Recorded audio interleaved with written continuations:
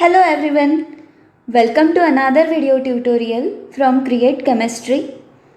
आज हमारा टॉपिक है इलेक्ट्रॉन एफिनिटी और इसे ही हम कहते हैं एफिनिटी एनर्जी।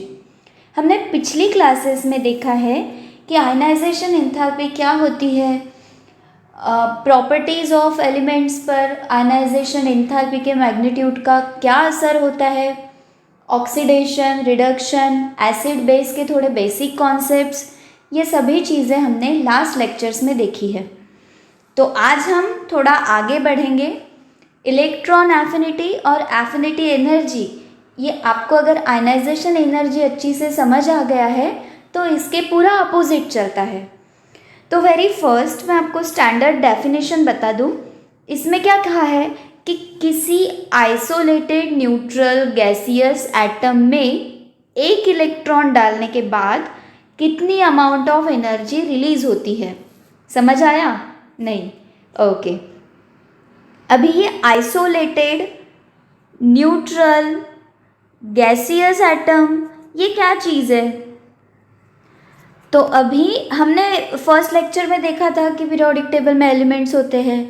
इस एलिमेंट में से कोई भी एक एलिमेंट उसके गैसियस फॉर्म में सिर्फ अकेला एलिमेंट, आइसोलेटेड मतलब वो अकेला, उसका किसी से बॉन्ड नहीं है ना। तो उस एलिमेंट का उसके गैसियस एटम में अगर रहने के बाद अगर हमने उसे इलेक्ट्रॉन देना चाहा, मतलब अगर आपको सिंपल वे में मैं बताऊँ तो अगर ये कोई एलिमेंट है, इसमें मुझे इलेक्ट्रॉन देकर इसका एनायन मुझे बनाना है, तो ये एनायन बनने के बाद में कुछ अमाउंट ऑफ एनर्जी रिलीज होगी।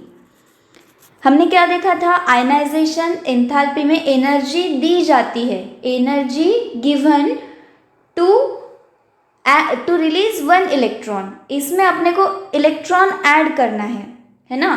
तो कितनी अमाउंट ऑफ एनर्जी बाहर निकलती है, कितनी अमाउंट ऑफ एनर्जी रिलीज होती है, इसका स्टडी करना, दैट इज़ वो इलेक्ट्रॉन एफिनिटी है। रिजल्ट हमारा क्या है? हमें एनायन प्रोड्यूस करना है, दैट्स इट। अभी एनायन प्रोड्यूस करने के लिए हमें इलेक्ट्रॉन तो देना पड़ेगा। तो हम ये कह सकते हैं, स्टैंडर्ड डेफिनेशन आप नोट डाउन करके रखो कि any isolated gaseous atom require one electron to produce or to form anion, and the amount of energy released, that is called as electron affinity और affinity energy। तो अभी हमने ये देखा था कि एनर्जी रिक्वायर अगर है, एनर्जी अगर दी जाती है तो उसे हमने एंडोथर्मिक प्रोसेस कहा था। तो अभी एनर्जी बाहर निकली दैट इज एग्जिट हुई, तो इसे हम कहेंगे एक्सोथर्मिक प्रोसेस। हो गया अपोजिट। अभी अपोजिट ट्रेंड कैसे चलना शुरू होगा आपको ध्यान में आएगा। वहाँ पे हमने एंडोथर्मिक प्रोसेस देखा था, ये हो गया हमारा एक्सोथर्मिक प्रोसेस। ये क्या प्रोड्यूस हुआ? ये हमारा गैसियस एनायन प्रोड्यूस हुआ, और ये है हमारा न्यूट्रल गैसियस एटम। ठीक, अभी एक हमने फर्स्ट इलेक्ट्रॉन ऐड किया। हमने क्या किया? ये एलिमेंट है, ये एलिमेंट में हमने सबसे पहला इलेक्ट्रॉन ऐड किया। अभी ये फर्स्ट इलेक्ट्रॉन ऐड करने के बाद में कुछ एनर्जी रिलीज हो गई, इसको हम कहेंगे फर्स्ट इलेक्ट्रॉन एफिनिटी। जो इलेक्ट्रॉन एफिनिटी होती है ना, उसको ई से हम डिनोट करते हैं। ये हो गई फर्स्ट इलेक्ट्रॉन एफिनिटी। अभी क्या होगा? जैसे हमने वहाँ पे देखा था कि आयनाइजेशन एनर्जी जब हम स्टडी करते हैं तो सबसे कम आयनाइजेशन एनर्जी फर्स्ट होती है, फिर जैसे जैसे हम आगे बढ़ते हैं तो अपने को एनर्जी उसे ज़्यादा देना पड़ता है। तो अभी यहाँ पे क्या होता है, यहाँ पे आप ध्यान दो। सबसे पहले हमने क्या किया? एक इलेक्ट्रॉन डाला और हमारी एनर्जी रिलीज हो गई।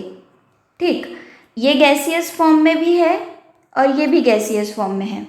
अभी क्या होगा? वहाँ पे हमने जब सेकेंड इलेक्ट्रॉन ऐड किया था तो अपन को एनर्जी ज़्यादा देनी पड़ी थी।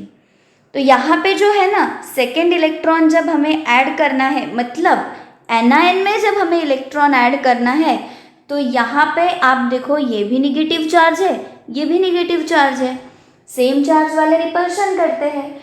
तो यहाँ पर हम देखेंगे कि ये इलेक्ट्रोस्टैटिक रिपल्शन हमें शो करता है। है ना। तो इलेक्ट्रोस्टैटिक रिपल्शन शो करने की वजह से इसको अगर 2- बनाना है, ये जो एलिमेंट है इसका 2- एनायन बनाना है, तो इसको हमें एनर्जी देना होगा। एनर्जी क्यों देना होगा? क्योंकि ये रिपल्शन को ओवरकम करने के लिए। अगर इसको बिना एनर्जी दिए इसी फॉर्म में, मतलब एनायन में अगर मैंने इलेक्ट्रॉन डाल दिया और इसे कहा कि भैया A2- बन जा, वो नहीं बनेगा। क्यों नहीं बनेगा? क्योंकि उन दोनों में झगड़ा है, रिपल्शन है वहाँ पे, वो क्यों बनेगा A2-? तो उसको समझाना पड़ेगा, समझा के फिर उसको A2- बनाना पड़ेगा। तो वो समझाना, दैट इज उसको एनर्जी प्रोवाइड करना है ना। तो हमने सिंपल में यहाँ पे ऐसी बात देखी है कि अगर मुझे कोई एलिमेंट को एनायनिक फॉर्म में बनाना है तो पहली बार उसको उसकी एनर्जी रिलीज होगी, ई अमाउंट ऑफ एनर्जी उसकी रिलीज हो गई, है ना। तो ये जो रिलीज हुई एनर्जी, इसको मैं पॉजिटिव कहूँगी। मतलब एनर्जी जो है ये पॉजिटिव नहीं, एनर्जी रिलीज हो गई, ये निगेटिव हो गई। अभी दूसरी बार क्या हुआ, ध्यान से देखो कि ये जो A- है, इसको मुझे फिर से इलेक्ट्रॉन देके A2- बनाना है। तो अभी मुझे इसको ये इलेक्ट्रोस्टैटिक रिपल्शन ओवरकम करने के लिए कुछ अमाउंट ऑफ एनर्जी देना पड़ेगा, दैट इज पॉजिटिव वैल्यू, और फिर हमें मिलेगा A2-, है ना। तो ये सेकेंड इलेक्ट्रॉन एफिनिटी जो होती है ना, इस A की सेकेंड इलेक्ट्रॉन एफिनिटी जो है, इसको हम मतलब A- से A2- में जितनी एनर्जी हमें देना पड़ा, ये हो गई सेकेंड इलेक्ट्रॉन एफिनिटी। हमने आयनाइजेशन एनर्जी में हर बार वो energy required to release electron, energy required to release electron ऐसे ही बोला था, मतलब हर बार अपने को एनर्जी देना पड़ा था। यहाँ पे पहले स्टेप में एनर्जी बाहर निकली है, मतलब बाहर निकली, जो ओरिजिनल एनर्जी है उसमें से कुछ अमाउंट ऑफ एनर्जी बाहर निकल गई, मतलब अपन ने उसको निगेटिव वैल्यू कंसिडर किया। अभी यहाँ पे हमने एनर्जी उसको प्रोवाइड की, मतलब ओरिजिनल में कुछ ऐड हो रही है ना, तो यहाँ पे जो है पॉजिटिव एनर्जी आएंगी। इसको स्टैंडर्ड लैंग्वेज में हम कहते हैं कि इसकी enthalpy ΔH is positive and यहाँ पे ΔH निगेटिव। अभी ये एंथैल्पी क्या होता है, ΔH क्या होता है, इसको हमें डिटेल में थर्मोडायनामिक्स में स्टडी करना है। फिलहाल के लिए आप इतना ध्यान में रखो कि ये ΔH जो होता है ना, इसको एंथैल्पी कहते हैं। ये एनर्जी का ही फॉर्म है, बट ये एनर्जी नहीं है ना। तो इसको एंथैल्पी कहते हैं, और ये E1 में निगेटिव होता है। E1 मतलब हमारा A2A- बनने में, A से A- जब बना तब एनर्जी रिलीज हुई, दिस इज निगेटिव, और E2 जो है हमारा पॉजिटिव है। मतलब अपन को जब उसका A2- एनायन बनाना है, वो टाइम पे अपने को उसको एनर्जी देना पड़ा, तो उसको हमने कहा कि ये हो गया पॉजिटिव। चलो, इतनी तो बात आपको ध्यान में आ गई होगी। अभी मुझे ऐसे लगता है कि आगे बढ़ने से पहले यहाँ पर हम सभी एनर्जी की बात कर रहे हैं, इसके पीरियोडिक वेरिएशंस हमें आज देखना है, लेकिन उसके पहले जो एनर्जी के यूनिट कन्वर्जन्स होते हैं ना, इसे आप थोड़ा ध्यान में रख लो। ये एनर्जी जो है, ये किन किन यूनिट में हम स्टडी करते हैं, इसके आपको लिखने हैं यूनिट कन्वर्जन्स। तो जनरली आपने सुना होगा कि एनर्जी हमें जूल में स्टडी करना है, मतलब एनर्जी का यूनिट हम जूल देखते हैं, कैलोरी देखते हैं, किलो कैलोरी देखते हैं।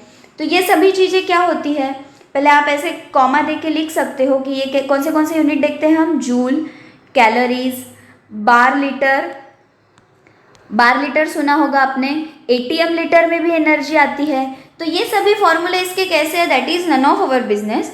अपने को सिर्फ यूनिट कन्वर्शन ध्यान में रखना है। आप जैसे जैसे थर्मोडायनामिक्स पढ़ोगे ना, उसमें आपको ये सभी चीज़ें ध्यान में आएंगी। जैसे PV = nRT हम कहते हैं, किसी ने 12th में पढ़ा होगा। तो PV = वर्क होता है, वर्क मतलब एनर्जी होती है। तो P मतलब प्रेशर का यूनिट ATM, V मतलब वॉल्यूम का यूनिट लीटर, PV = nRT में भी हमें एनर्जी का जो यूनिट है वो मिलता है।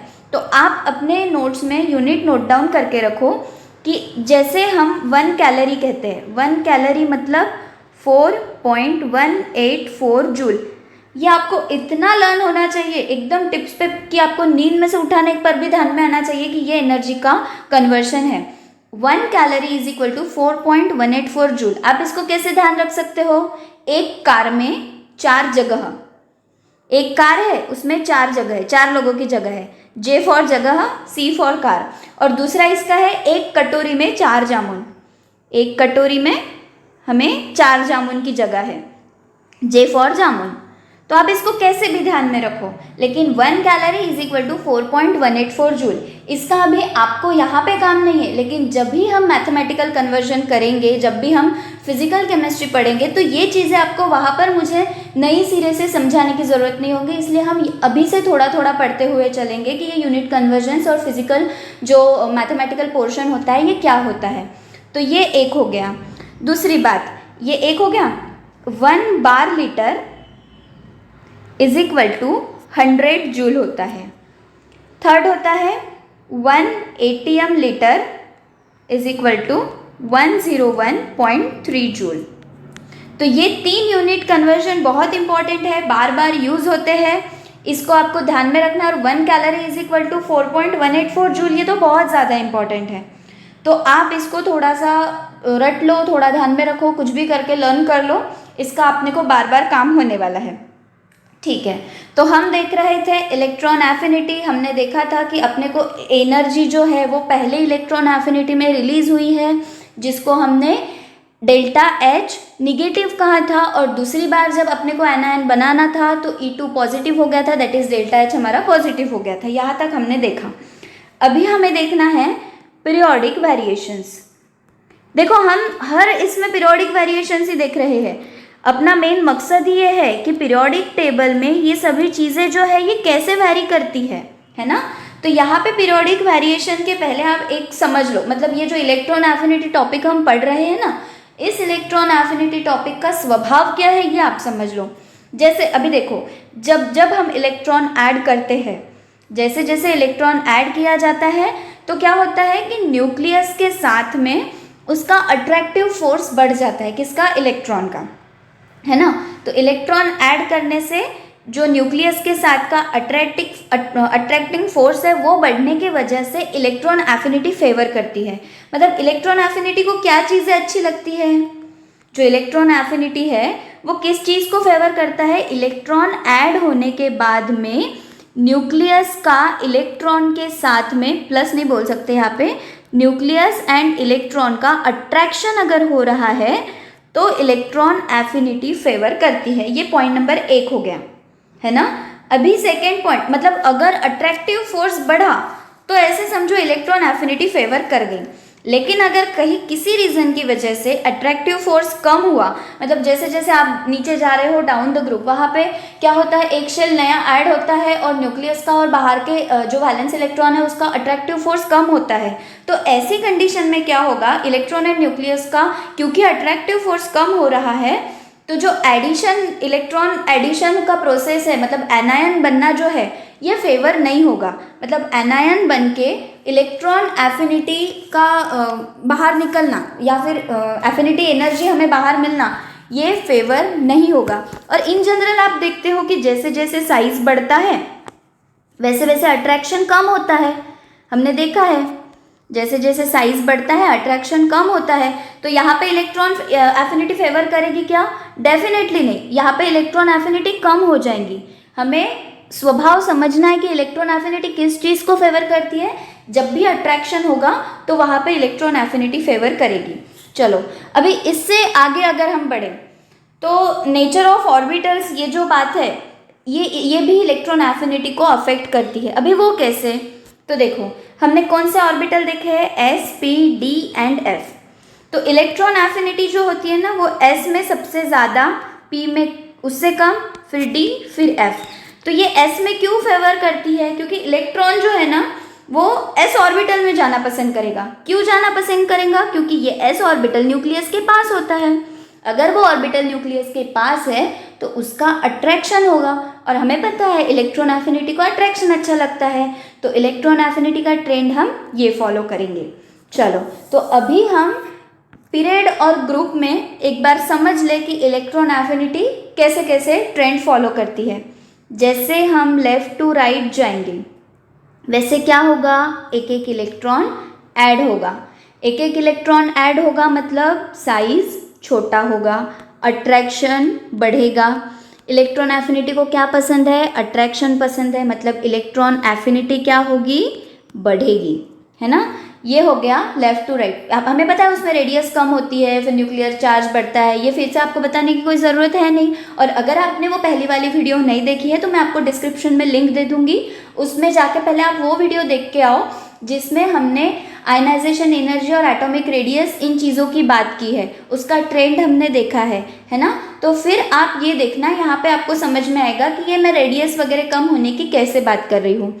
तो ये जो दोनों फैक्टर है, रेडियस कम होना और साइज कम होना, अट्रैक्शन होना, ये सभी फैक्टर्स इलेक्ट्रॉन एफिनिटी को फेवर करते हैं, इसलिए इन पीरियड हमारी इलेक्ट्रॉन एफिनिटी बढ़ जाती है। तो अभी हम ऐसे कह सकते हैं कि हमारे जो हैलोजन फैमिली के हैं, ये हैलोजन लार्जेस्ट इलेक्ट्रॉन एफिनिटी देते हैं, सबसे ज़्यादा इलेक्ट्रॉन एफिनिटी यही देने वाले हैं, क्योंकि हमें पता है कि ये सबसे छोटे हैं, इसकी टेंडेंसी है इलेक्ट्रॉन एक्सेप्ट करने की। आज के लेक्चर में आपको इलेक्ट्रोनेगेटिविटी जब मैं बताऊंगी ना, तब आपको फिर से हैलोजन का कॉन्सेप्ट आने वाला है।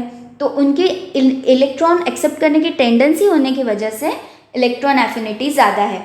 अभी देखो कहानी में थोड़ा ट्विस्ट आया है, इसको आप ट्विस्ट या एक्सेप्शन कुछ भी लिखो। ये एक्सेप्शन है ना, ये सभी, ये मैं जो आपको एक्सेप्शन बताऊंगी ना, ये सेकेंड पीरियड के थोड़े नाटक है।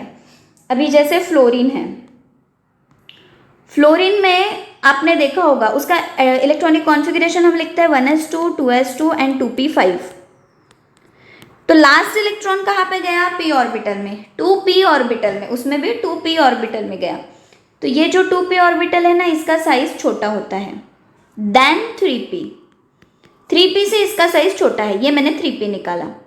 अभी क्या होगा, हमने ऐसे तो बोल दिया कि जैसे जैसे हम जाएंगे इलेक्ट्रॉन एफिनिटी बढ़ती जाएंगी, और हम जैसे जैसे नीचे आएंगे वैसे वैसे इलेक्ट्रॉन एफिनिटी कम होगी, मतलब ग्रुप में इलेक्ट्रॉन एफिनिटी कम होगी क्योंकि साइज बढ़ेगा। लेकिन ये सेकंड और थर्ड में एक्सेप्शन क्यों है? देखो, जब भी छोटा ऑर्बिटल होगा ना, तो वहाँ पे पहले तो उनको ही रहने के लिए जगह नहीं है, फिर वहाँ पे अगर और एक इलेक्ट्रॉन आया तो रिपल्शन तो ऑब्वियसली होगा, है ना। तो 2pz में इलेक्ट्रॉन आना पसंद नहीं करेगा क्योंकि वो छोटे साइज का है। और इसके ही अपोजिट में क्लोरीन जो है, इसमें 3p5 होता है, तो उसमें इलेक्ट्रॉन जब 3p ऑर्बिटल में जाएगा तो उसके पास सफिशिएंट जगह है। तो ये जो नटखटपना सेकेंड पीरियड का है, ये जो नाटक करता है, इसका एक रीज़न वो है कि उसके पास छोटी जगह है, 2p ऑर्बिटल इज स्मॉल, है ना, और क्लोरीन के घर में बहुत सारी जगह है, 3p बहुत बड़ा होता है। तो यहाँ पे कोई रिपल्शन नहीं है, मतलब अगर इलेक्ट्रॉन आया तो there is no repulsion and it is affording that electron. So we can say that कि फ्लोरीन में जो है वो इलेक्ट्रॉन एफिनिटी कम होती है, मतलब फ्लोरीन में हम इलेक्ट्रॉन एफिनिटी कम क्यों होगी? क्योंकि वो इलेक्ट्रॉन ले ही नहीं रहा है। और उसके अपोजिट में क्लोरीन की बात है। तो हमने क्या देखा था कि ionisation energy should not be greater, ionisation energy ज़्यादा नहीं होनी चाहिए, क्योंकि ज़्यादा आयनाइजेशन एनर्जी होगी तो वहाँ पे इलेक्ट्रॉन जो है, मतलब वहाँ पे जो रिएक्शन है वो कम हो जाएगी। रिएक्टिविटी आयनाइजेशन एनर्जी पे डिपेंड कैसे होती है, हमने वहाँ पे देखा था, आयनाइजेशन एनर्जी बढ़ी तो रिएक्टिविटी कम हो जाएगी।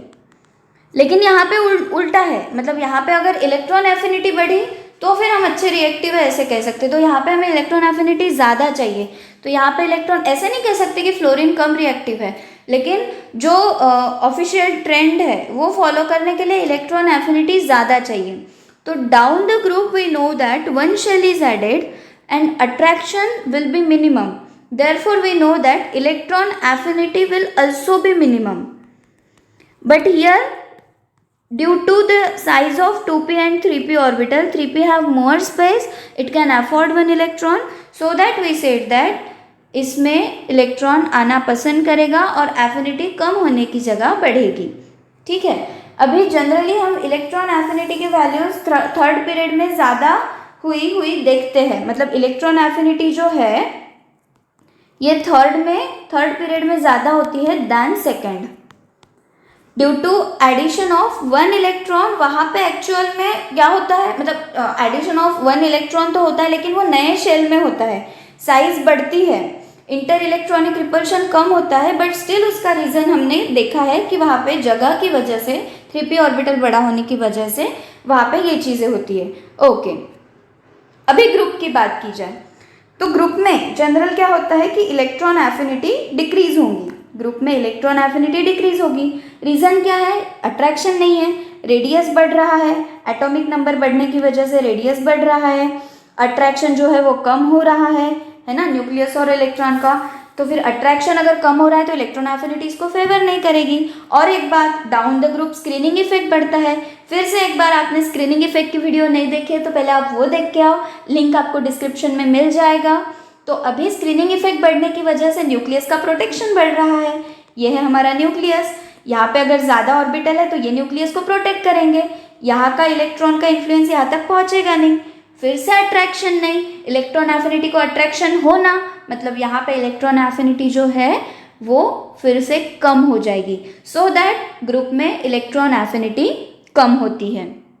चलो, तो ये हो गया एक बात। अभी यहाँ पे भी एक्सेप्शन है। और हाँ, आप बोलोगे कि फिर से चार्ज बढ़ता है, एटॉमिक नंबर बढ़ने की वजह से चार्ज बढ़ता है और इलेक्ट्रॉन्स ऐड होते हैं, तो फिर से वही बात है कि जो इलेक्ट्रॉन चार्ज बढ़ता है, इलेक्ट्रॉन भी बढ़ता है, लेकिन वो जो इफेक्ट है पहले वाला, हमारा स्क्रीनिंग इफेक्ट वाला और रेडियस वाला, वो डोमिनेट कर जाता है।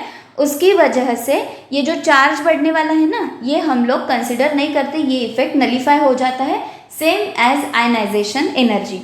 अभी इसमें क्या भला एक्सेप्शन है, तो आप इसका एक्सेप्शन समझ लो। Beryllium, magnesium and inert gases. देखो, इन लोगों के ना ऑर्बिटल्स फुलफिल है, इसमें 2s2 है, इसमें 3s2 है, और इसके तो कोई बोलने की ज़रूरत नहीं है, इसके तो सभी कंप्लीट है ना। तो ये लोग ज़रा एक्स्ट्रा स्टेबल हैं, इसको एडिशन भी पसंद नहीं है, इसको रिमूवल भी पसंद नहीं है ना। तो ये एक्स्ट्रा स्टेबल होने की वजह से इनमें न्यू इलेक्ट्रॉन एंटर करना ये थोड़ा सा मुश्किल हो जाएगा। मतलब अगर यहाँ पे इलेक्ट्रॉन एंटर करना है तो 2p में करना पड़ेगा, यहाँ पे 3p में करना पड़ेगा, तो ये थोड़ा सा ज़्यादा एनर्जी देने की ज़रूरत लगेगी। और फिर हमें तो पता है कि केमिस्ट्री में एनर्जी देना पड़े ये तो अपने बस की बात नहीं है। तो जहाँ पे एनर्जी देना पड़े वहाँ पे वो चीज़ वहीं पे स्टॉप हो जाती है ना। तो ये जो इनकमिंग इलेक्ट्रॉन ऐड करने की थोड़ी दिक्कत जाने वाली है, इसके वजह से ये इसका एनायन बनाना फेवर नहीं करता। मतलब यहाँ पे एफिनिटी एनर्जी जो है वो रिलीज नहीं होती, या अगर होती भी है तो बहुत मिनिमम अमाउंट में होती है। तो यहाँ पे एफिनिटी एनर्जी ज़्यादा नहीं होती, या ऐसे बोलो कि एकदम बहुत ही निग्लिजिबल होती है, अगर होती भी होगी तो। ठीक है, तो ये तो बात थी इलेक्ट्रॉन एफिनिटी की। अभी आज के लेक्चर का सबसे लास्ट टॉपिक हमें देखना है इलेक्ट्रोनिगेटिविटी। इसका शायद मैंने आपको इंट्रोडक्शन स्टार्टिंग वाले फर्स्ट लेक्चर में दिया था कि इलेक्ट्रोनिगेटिविटी क्या होता है। देखो, एक होता है आयनिक बॉन्डिंग में सब पूरा इलेक्ट्रॉन दे देना और पूरा इलेक्ट्रॉन ले लेना। तो यहाँ पे हम पूरा इलेक्ट्रॉन देने की और लेने की बात नहीं कर रहे हैं। ये है ना, कोवेलेंट बॉन्ड में एक इलेक्ट्रॉन खुद के पास रखने की टेंडेंसी की बात होती है। एक साइंटिस्ट थे पॉलिंग नाम के, उनको ऐसा बहुत सा ट्रेंड देखा कि मतलब बहुत से एलिमेंट्स ऐसे हैं कि जो इलेक्ट्रॉन अपने पास रखना चाहते हैं। जैसे सासू माँ के पास तिजोरी की चाबी होती है ना, वो भले ही सबको सब चीज़ें शेयर करती है, लेकिन उसकी जो उसका जो मेन चाबी रहने की जगह होती है वो सासू माँ के पास होती है। तो उसी तरह से अगर मैंने HCl लिया तो ये क्या करेगा, इन दोनों में 2 इलेक्ट्रॉन हैं, लेकिन ना ये दोनों इलेक्ट्रॉन बीच में नहीं रहते, ये 2 इलेक्ट्रॉन क्लोरीन के पास रहते हैं। तो ये बात ऐसी है इलेक्ट्रोनेगेटिविटी, इसको हम ऐसे कह सकते हैं कि tendency to attract shared electron pair. ये जो दोनों ने इलेक्ट्रॉन शेयर किए हैं इसको खुद के पास अट्रैक्ट करके रखना है ना, इन कोवेलेंट बॉन्ड।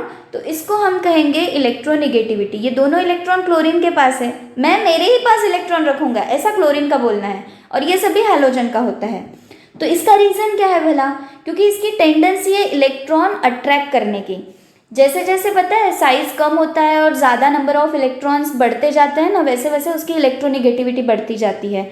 तो हमने देखा है कि जैसे जैसे हम ग्रुप में आगे बढ़ेंगे वैसे वैसे हमारा साइज़ छोटा होता है।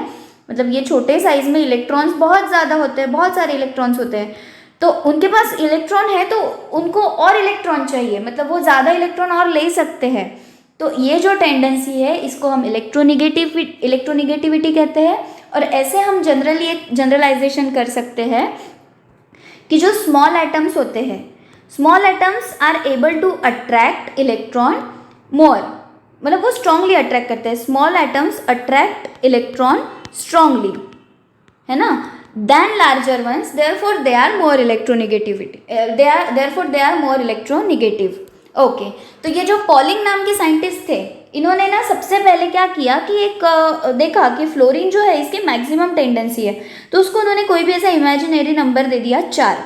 तो ये इमेजिनरी नंबर देने के बाद में इसके रिस्पेक्ट में उन्होंने फिर बाकी की इलेक्ट्रोनेगेटिविटी स्टडी करी कि इससे कोई ज़्यादा है, कोई कम है, कैसा है। तो ये पूरा उन्होंने ट्रेंड स्टडी किया और उसके बाद में हमें वो सिलेबस में आया कि वो सब कैसे ट्रेंड फॉलो करते हैं। तो इसका ट्रेंड जो है, इसको अगर हमें पीरियड में और ग्रुप में देखना है तो हमने पहले ही लेक्चर में देखा था कि जैसे जैसे एटॉमिक रेडियस कम होगी वैसे वैसे इलेक्ट्रोनेगेटिविटी बढ़ती जाएगी, क्योंकि हमने देखा है ना यहाँ पे एटॉमिक रेडियस कम होती है और इलेक्ट्रोनेगेटिविटी बढ़ जाती है। Small size electronegativity increases in period. Reason we know कि एटॉमिक रेडियस कम होती है, न्यूक्लियर चार्ज बढ़ता है और फिर क्या होता है, तो उनका अट्रैक्शन बढ़ने की वजह से सभी चीज़ें आपको पता है। ओके, ग्रुप में क्या होता है, रेडियस इंक्रीज होती है, लेस अट्रैक्शन होता है, स्क्रीनिंग इफेक्ट बढ़ता है, इनर शेल्स बढ़ती है और उसकी वजह से क्या होता है, इलेक्ट्रोनेगेटिविटी कम होती है। इलेक्ट्रोनेगेटिविटी का रिप्रेजेंटेशन इस सिंबल से होता है। अगर कोई मुझे कोई ए एलिमेंट है उसकी इलेक्ट्रोनेगेटिविटी लिखनी है तो मैं ऐसे लिखूंगी, है ना। ये हो गया इलेक्ट्रोनेगेटिविटी का पूरा। यहाँ पे अपने को अगले लेक्चर में देखना है कि एलिमेंट टू एलिमेंट, मतलब जो हमने आयनाइजेशन एंथैल्पी के देखे थे ना, ऑक्सीडेशन, रिडक्शन और रिएक्टिविटी, तो ये कुछ बातें जो है हमें इलेक्ट्रोनेगेटिविटी के साथ में भी देखना है कि प्रॉपर्टीज ऑफ एलिमेंट के साथ में इलेक्ट्रोनेगेटिविटी कैसे ट्रेंड करती है। और अगले लेक्चर में मैं आपको एक चार्ट बताऊंगी, उसमें आपको समझ आ जाएगा कि वो इलेक्ट्रोनेगेटिविटी कौन से एलिमेंट को कौन सी दी है, कौन सी कम है, कौन सी ज़्यादा है, तो वो हमें सब देखना है। आप सिर्फ आज जो हमारा हुआ है उसको रिवाइज कर लेना और अच्छे से नोट्स बना लेना। मिलते हैं नेक्स्ट लेक्चर में। Thank you so much for watching.